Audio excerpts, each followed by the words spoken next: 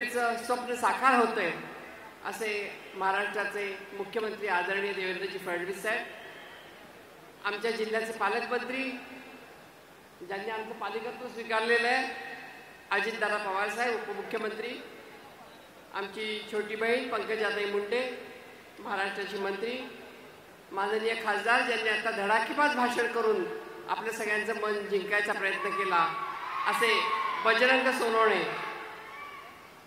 माननीय आमदार आणि माजी मंत्री धनंजय मुंडे साहेब, विजयराजे पंडित आमदार, आमदार नमिताताई मुंदडा, आमदार विक्रम काळे,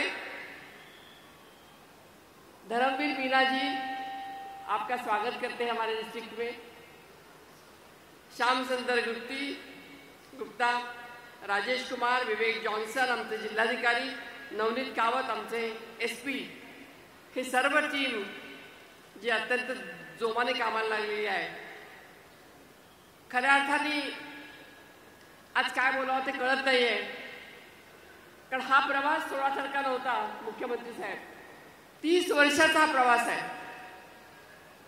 या रेल्वेचं भूमिपूजन हे 31 मे 1997 मध्ये ज्याला मी खासदार झाले त्याला रामविलास पासवान साहेब आले होते आणि गोपीनाथजी मुंडे होते, त्याला या बीडच्या ठिकाणी करण्यात आलं होतं. शंकरराव चव्हाण साहेब, शिवराज पाटील साहेब हे सर्व लोक तिथे जमा झाले होते आणि ह्या रेल्वेचं स्वप्न होईल की नाही असं वाटत होतं, ते आज प्रत्यक्षात उतरलंय. आणि माननीय मुख्यमंत्री आणि दादा, मी आपल्याला सांगू इच्छिते की लोक कार्यकर्त्याला त्याच्या आयुष्यामध्ये खूप कमी प्रसंग येतात. उद्घाटनाला आपण जातो, भूमिपूजनाला जातो, पण मला असं वाटतं की मी एकमेव खासदार अशी आहे की भूमिपूजनाला सुद्धा होते आणि आज उद्घाटनाला सुद्धा आलेली आहे खासदार असताना. त्यामुळे मला मनापासून आनंद होतोय. आणि रेल्वेच्या बद्दल पहिल्यांदा जेव्हा लोकसभेत गेले कारण इतक्या बोलले की लोक मी उभी राहिले की म्हणायची बाई रेल्वेसाठी शिवाय काही बोलणार नाही, आणि रेल्वेचं स्वप्न आपलं साकार झालं. आता फक्त एकच विनंती आहे आपल्याला आणि विशेष करून मीना साहेबांना की ही जी रेल्वे आहे ती हळू न जाता जलस्पीडने आमची मुंबईला पोहोचवा. आज 17 तारीख आहे. आज मराठवाडा मुक्ती दिन आमच्या दृष्टीने आम्हाला खरं स्वातंत्र्य हे 2.25 वर्षाच्या नंतर मिळालं. आम्हाला इतर महाराष्ट्राबरोबर स्वातंत्र्य मिळालं नाही. स्वामी रामानंद तीर्थ यांच्या अथक लढ्यामधून आम्हाला हे स्वातंत्र्य मिळालं आणि ते स्वातंत्र्य मिळाल्यानंतर आम्ही सगळे कनेक्ट होतो हैदराबादला. आणि आज आमची एकच विनंती आहे की आता आम्हाला मुंबईला कनेक्ट करा, कारण मुंबईला जाण्यासाठी आम्हाला खूप वेळ लागतो, रस्ते बरोबर नसतात. त्यामुळे लवकरात लवकर हाय स्पीड रेल्वे करून, इलेक्ट्रिकल रेल्वे करून हमारा लवकरात लवकर मीना जी आप मुंबई पहुंच जाइए हाई स्पीड से, इतनी हमारी मिलती है. क्योंकि ये अगर यहाँ से नगर जाने के लिए हमें 6 घंटे लगते हैं तो ऐसे करके 2 दिन के बाद हम जाएंगे मुंबई. तो इसलिए जल्दी स्पीड करके हमें मुंबई बीड रेल्वे चाहिए.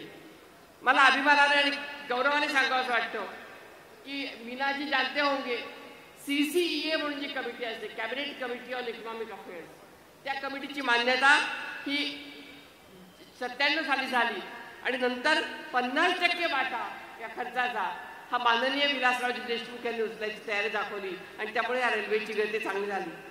मला असं वाटतं की आता याच्या पुढची जबाबदारी या 2 लोकांवर आहे, दादा आणि मुख्यमंत्रीजी. आता ही रेल्वे आमची परळीपर्यंत नको तर आम्हाला ही मुंबईपर्यंत लवकर पोहोचून द्या, तरच खऱ्या अर्थाने. कारण ह्या रेल्वेमध्ये सगळ्यात मोठा गतिरोध असा होता की ही रेल्वे फिजिबल होत नव्हती, फिजिबिलिटी नाही. आणि अंडा आधी का कोंबडा आधी, तसं हा पैसे नाहीत म्हणून प्रवासी नाहीत म्हणून पैसे नाहीत. तर ह्या रेल्वेच्या निमित्ताने या जिल्ह्यामध्ये उद्योगधंदे यावेत ही या ठिकाणी मागणी करेल. आणि 2-3 दिवसापासून दादा या जिल्ह्यामध्ये अतिवृष्टी होतीये. हा विषयाला सोडून आहे थोडासा विषय, फक्त आपल्याला विनंती हे करते की बहुतेक शेतकरी हवालदिल झाले. अतिवृष्टीमुळे ओला दुष्काळ झालेला आहे, पिके हातातली वाहून गेली आहे.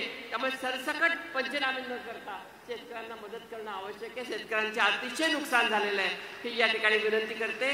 आपण सर्वांनी या ठिकाणी मला बोलवलं आणि मला आनंद हा होतोय की अतिशय महत्त्वाच्या ठिकाणी मला येता आलं. आपल्या सगळ्यांच्या मनापासून धन्यवाद की लवकरात लवकर रेल्वे मुंबईपर्यंत जावी एवढीच आपल्या सगळ्यांच्या मार्फत यांना विनंती करते. धन्यवाद. आपल्या मार्गात